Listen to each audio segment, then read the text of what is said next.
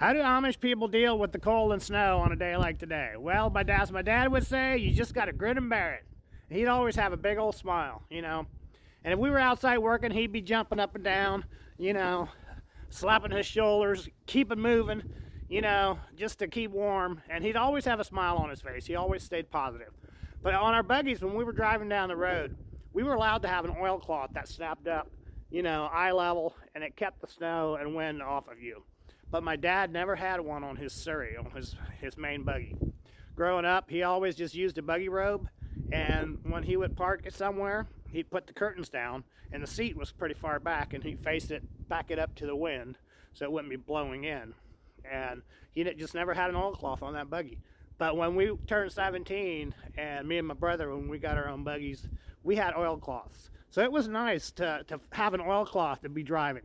But when I went to work, I would go to work with a road cart a lot of times. Even in the snow like this, I'd just bundle up, you know, and I'd drive to work. It was much easier. I just enjoyed driving that two-wheel cart. But the oilcloths helped a lot. We were not allowed to have what we were called the storm fronts, the windshields. That is my measure of if someone was more strict, that are more modern than us, they had the storm fronts. You know, if they have windshields on their buggies, they probably have battery operated lights as well. And our community, we were allowed to have those while we were going to the singers, between 17 till we got married.